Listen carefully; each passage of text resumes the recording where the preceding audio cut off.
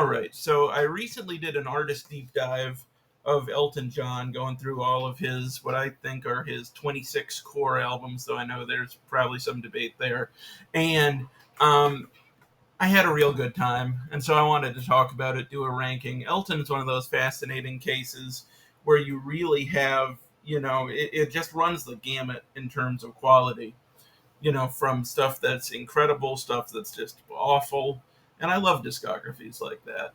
I had some reservations about getting into Elton just because, early on I wasn't a big fan of his singing style. I always thought he kind of oversang a little bit, and there's always that distance there because when I really get into an artist, I want to, learn about who they are, kind of as a person, or at least as an artist. I want to learn about kind of how they think. And for that reason, I love to really analyze and dig into lyrics. And, with Elton, if you dig into the lyrics, you're not really learning about Elton, you're learning about Bernie Taupin. Um, so I got over that pretty fast because I decided to take this as an opportunity. You get to learn about two artists, at the same time, which is interesting. And even if Elton remains more kind of enigmatic in the music, there is plenty of him in there to explore. So it's an interesting discography for that reason, for many reasons. We got a lot of albums to get through, so let's just get into it with his first record. And on this tier list, we have his two first records. He recorded this one actually first, Regimental Sergeant Zippo, which didn't get released until a couple years ago. And this was kind of a more like psychedelic rock leaning, very Beatles influenced kind of album. And then Empty Sky is kind of more almost medieval, like kind of harpsichordy ballads. And I think they're both really interesting and wonderful records. They're both avenues I would have liked him to explore a little more. But neither of them, one of them was rejected by the record label, the other one was not especially successful. But Empty Sky does contain Skyline Pigeon, which is maybe my single favorite Elton John song. I heard it for the first time at the end of The Favorite, that Yorgos Lanthimos movie, and I was kind of blown away that Elton John could have ever sounded like that. So yeah, wonderful records in my opinion, underrated records. Then we got Tumbleweed Connection, which I'll also put up an A. I'll put that a little lower. And that one's kind of his Western kind of concept album, like country pastiche kind of thing. And I do think it was really brave of him to do that so early in his career, to deviate like that right at the beginning. And I actually did go out of order here. This is not my first attempt at this, but we got to put the self-titled in there, which came out before Tumbleweed Connection. But yeah, the self-titled was really where he kind of broke through, as a popular artist. It had Your Song, which was really kind of probably his first genuinely kind of popular song. It also has Border Song, which is lovely. It's got, some good deep cuts like The Greatest Discovery. It's got some of that kind of medievally harpsichordy stuff on it too, like First Episode at Heighton. It's a really nice record. Um, what else? Madman Across the Water. That's the first one I'm going to put up an S. Wonderful record. Pretty much everything on it is wonderful. I mean, you've got the title track, which is very kind of grand and foreboding. You've got Indian Sunset, which is like a super dramatic, powerful song. Maybe my favorite deep cut in the whole discography, potentially. You got, Tiny Dancer, which is one of his most iconic songs. You got Leave On, which is, famous for that immortal line that Bernie wrote about how Jesus wants to go to Venus. Everybody, you gotta love that line. Uh, what else we got? We got Honky Chateau, and that's also gonna go up in A. I think I'll put that right behind Tumbleweed Connection. And this one, it's just full of kind of beloved tracks, as you might expect. It's got Rocket Man on there, which is an incredible song. You got Mona Lisa's and Mad Hatters, which was always one of my favorites. It was on actually when I was a kid. This was the comp I had. Him in the black and white with the hat and all of this. I had this one at home. It has a very strange kind of very limited track listing. I think it was a McDonald's exclusive release, so I don't know how my dad got it. My dad wasn't going to McDonald's all the time. But, maybe he picked it up used. I don't know. This is exciting. But Yeah, Honky Chateau. It's a lot of fun. Don't shoot me, I'm only the piano player. This is, I am going to put this one in A, but this will be, I think, my lowest in that tier. This one is still really good, but I think it is a bit of a step down from the others we've talked about. Teacher, I Need You. This is kind of weird. I am also not a Crocodile Rock guy at all. One time, I got trapped in a corn maze with Crocodile Rock playing over and over and over, and it was really hot, and it was one of the most traumatic experiences of my life. But at the same time, there's lots of wonderful stuff on here. There's Daniel, which I think is a great single. There's all kinds of wonderful deeper cuts like Have Mercy on the Criminal, which I think has gotten some exposure recently. He's been playing that one live. Texan Love Song, which I love. One of my favorites, High Flying Bird. So yeah, really solid album, but probably at the bottom of A. And what's next? Goodbye Yellow Brick Road. Yeah, that one's going in S. And that is, I would say, my favorite Elton John album. I mean, that's despite it having a couple songs that I'm not super into, like Your Sister Can't Twist and Saturday Night's All Right for Fighting. But the good stuff on here is just so good. I mean, the first two sides, you've just got great song after great song, like Funeral for a Friend, Candle in the Wind, Benny and the Jets, which I've always thought was such a fun song. I know that some people think it's kind of dumb, and maybe it is, but if it is, it's like gloriously dumb. I love that song. And Goodbye Yellow Brick Road, the title track, wonderful. And then lots of great deep cuts like Gray Seal, and this song has no title, and Roy Rogers and harmony. It's just it's an incredible record. It's almost 80 minutes. It's very much worth the time commitment. I think it's his all-time most impressive artistic achievement. And then you got Caribou, which I think I'm also going to put in A. I think I'm going to put that ahead of the self-titled, actually, which might not be, you know, a super popular opinion. Now, this album is like really all over the place. Stuff like Social Prestige Gammon, however you pronounce that. It's French. Yes, I don't know. I've seen the Saucers, and it's got another one of those singles that I'm not a huge fan of, The Bitch Is Back, which I know a lot of people love. But it's just, this album is like, it's just like really all over the place, but it's got some wonderful stuff. It's got Don't Let the Sun Go Down on Me. It's got Ticking, which is another one of my favorite B-sides. Really intense, I mean, deep cuts, really intense song about a guy who's thinking about blowing some people up. Crazy song. So yeah, I mean, this one is just, it's really all over there, but I think in a very kind of likable way. I like how nuts it is. And then we've got this one, which might be our last entry in S, which is Captain Fantastic and the Brown Dirt Cowboy, which is a very interesting record. It's kind of more of an autobiographical thing where Bernie was writing about his early experiences with the two of them, trying to find success and make a living off being songwriters. Got a lot of beautiful stuff on it, like Someone Saved My Life Tonight, and some great deeper cuts like Tower of Babel, and God, We All Fall in Love Sometimes, the title track. It's a lovely record, and I think it's one of the more revealing records in the discography.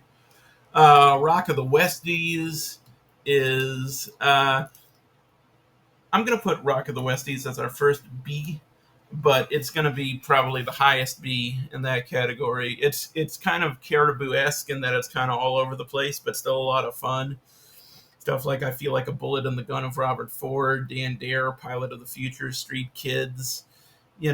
It's it has its own kind of demented logic to it, and the highs are quite high. But overall, people talk about how maybe this is the first moment where he began to decline a little bit in terms of quality.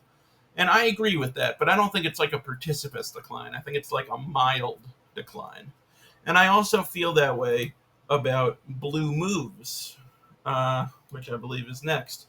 So this was kind of a return to doing a more kind of extended piece. This one is actually even longer than Goodbye Yellow Brick Road. These days, Goodbye Yellow Brick Road, less than 80 minutes. It could fit onto a single disc.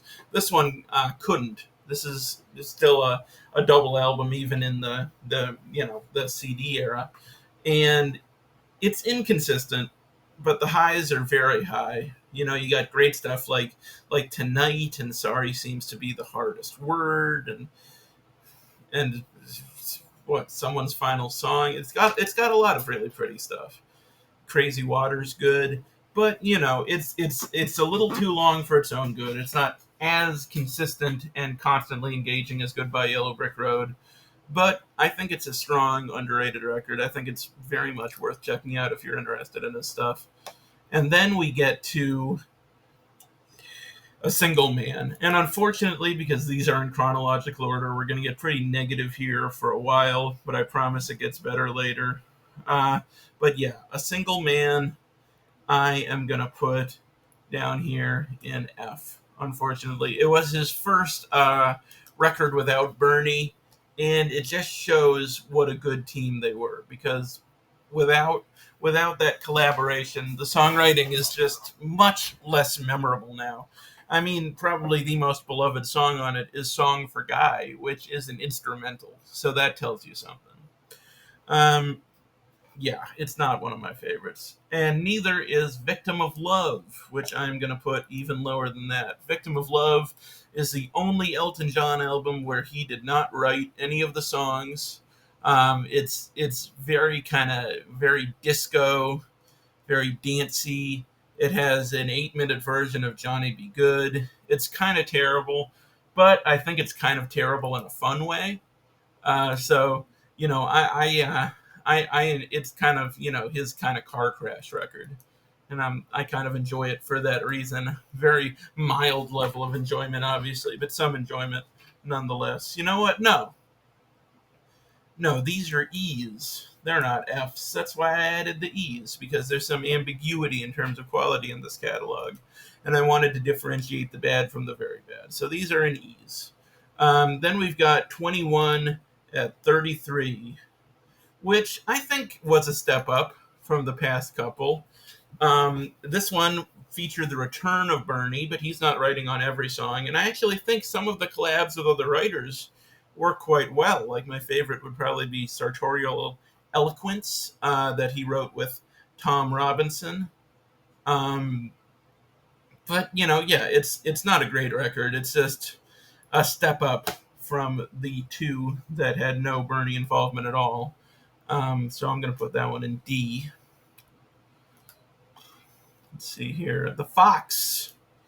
Yeah, the next couple records, The Fox and Jump Up, I think are both C records. They're both a bit of a recovery, but they're still not, as great as anything he put out in the 70s. I mean, in the case of The Fox, you've got this really wonderful suite on side 2 with Carla Etude, Fanfare, and Chloe.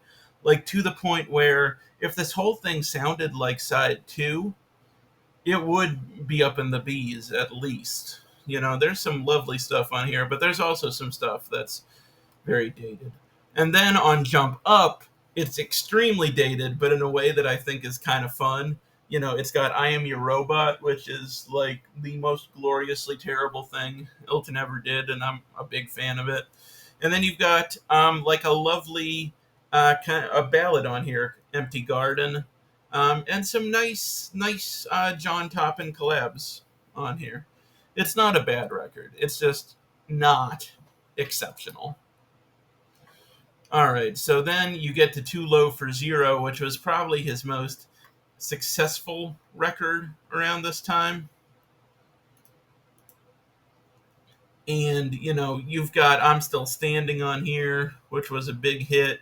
You've got I guess that's why they call it the blues, which is definitely one of his better and more beloved songs from this period. I mean, once again, it's inconsistent, but there's stuff about it to admire. I'm also going to put that in C.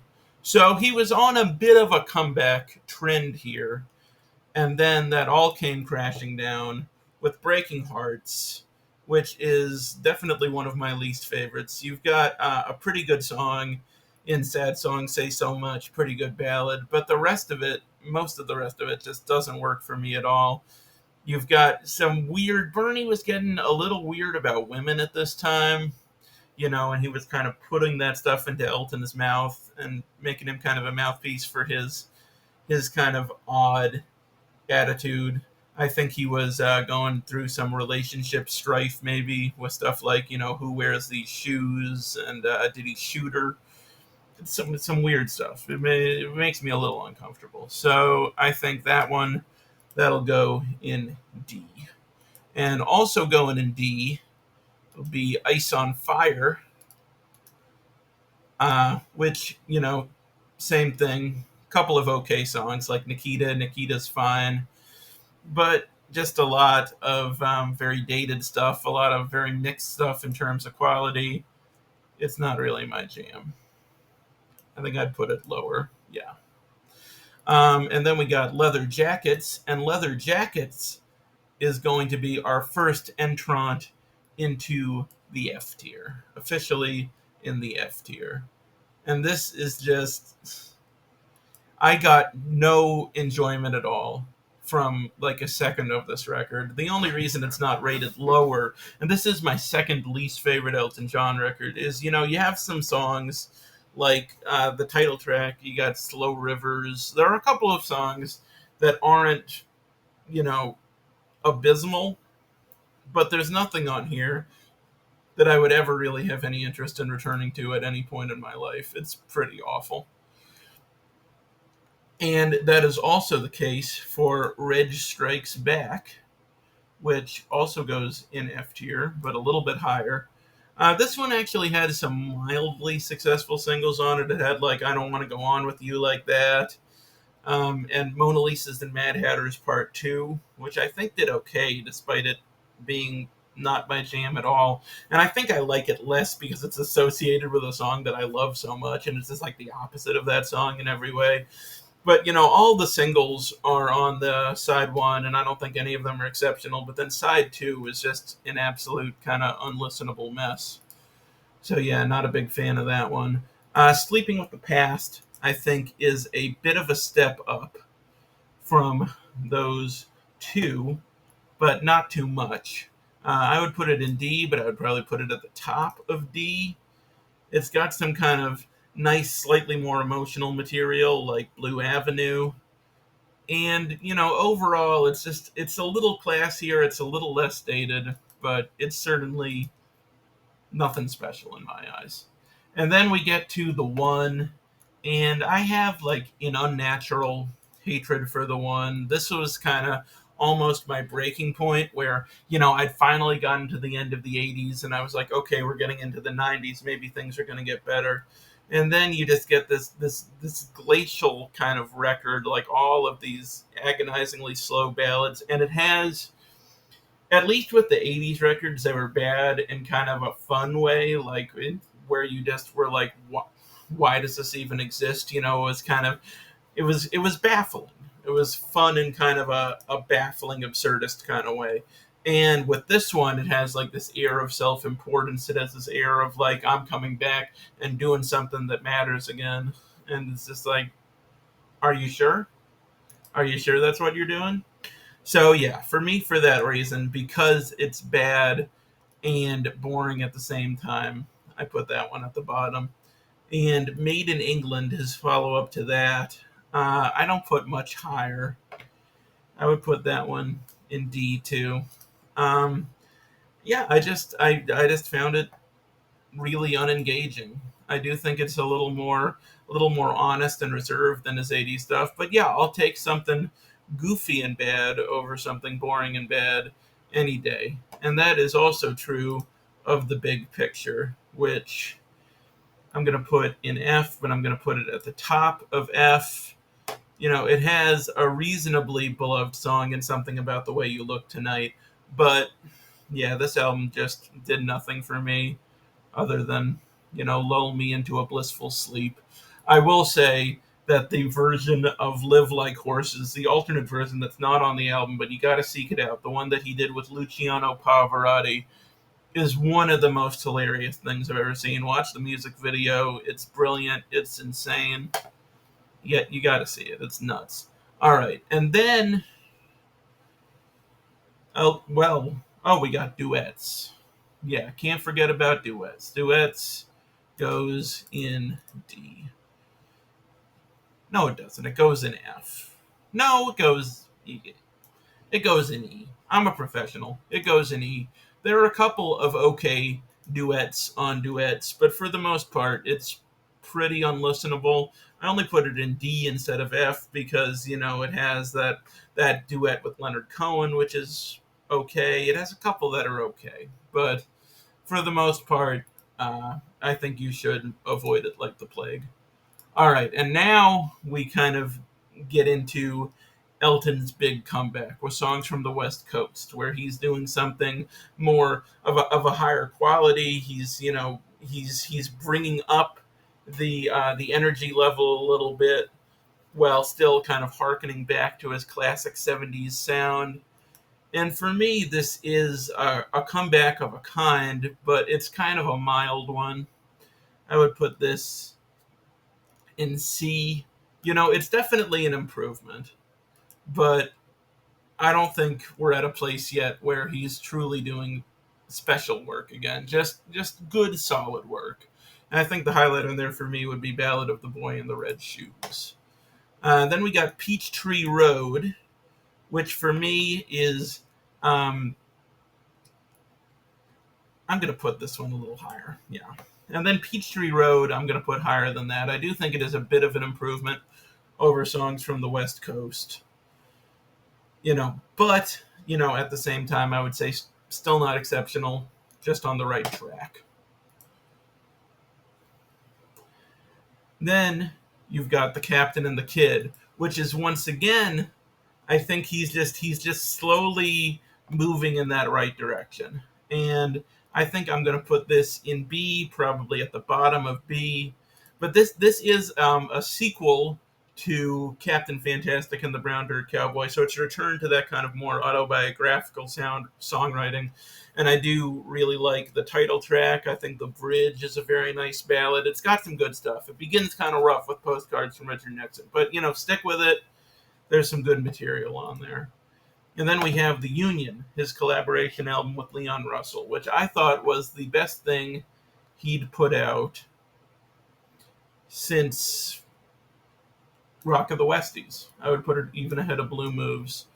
I don't know much about Leon Russell, but this album made me really curious to check out more of his stuff. The two of them just bring something out of each other, and it's some of the best songwriting that Elton and Bernie have done in years. I think Leon's presence kind of grounded them, like, oh, we can't get too nuts, but also Elton's around the songwriter he reveres, so he wants to be at the top of his game, and it's just it's kind of a similar vibe to like Tumbleweed Connection, but I think it's one of the most consistent things he put out in the 2000s, maybe the most. All right. And then we've got The Diving Board, which is another one that I really admire. I think The Diving Board is an interesting moment in his discography. He recorded these songs very quickly. A lot of them are kind of, improvisational in nature with like, him and Bernie writing tracks like right there in the studio. And I think it's got some really interesting stuff on it, like Oscar Wilde Gets Out and Mexican Vacation. It's not like upper echelon, but I wish he would do more albums like this, where it's just, it's a more pared back kind of band. Like this and The Union both have that, where the band is pared back, kind of stripped down to its essential elements, and it's not focused on like bombast or being huge. It's just focused on really good, sharp, reliable songwriting. And then we've got Wonderful Crazy Night, which, let's see, where are we going to put this? I'm going to put it in C, I think. And I think I'm going to put it just a little bit ahead of Peachtree Road. This one, like the Diving Board, produced by T-Bone Burnett, but it's a very different vibe. It's more of an upbeat kind of record. It's got some cool stuff on it. I like I've Got Two Wings a lot. That's kind of a classic, kind of Bernie period piece kind of character portrait. Yeah, it's got some solid material. It's not going to change your life, but I do think it's a solid record, and I think it's exactly the kind of record he should be doing at this point in his career. And then we end with the lockdown sessions, which is kind of a disaster. It was a COVID record. It's made up of all of these, collaborations that he did with other artists. Sometimes they were on other albums, and it's more of a comp than a record proper. And it has stuff like with Dua Lipa, like Young Thug, Nicki Minaj, Charlie Puth, Miley Cyrus, a lot of artists who I'm not a big fan of. But they do have, some more classic artists on there too, like Glenn Campbell and Stevie Nicks and Stevie Wonder. And I don't rank this at the bottom because of a couple things. I like his track with Rina Sawayama. I think that's a cool one. And I love the Pink Phantom. I mean, if you're gonna listen to the Pink Phantom, I recommend doing it on the Gorillaz record on Song Machine Volume One because I think that's a much more consistent and enjoyable record than the Lockdown Sessions. But regardless, that's one of my favorite Elton songs. Period. One of my favorite vocal performances he ever did. So for that reason, I can't put it in F. I got to put it at the bottom of E. So I think that's pretty good, and I think I came in under the wire. Yeah. Um, that's it. That's my Elton ranking. That's basically in order. I mean, pretty much. I'm fine with it.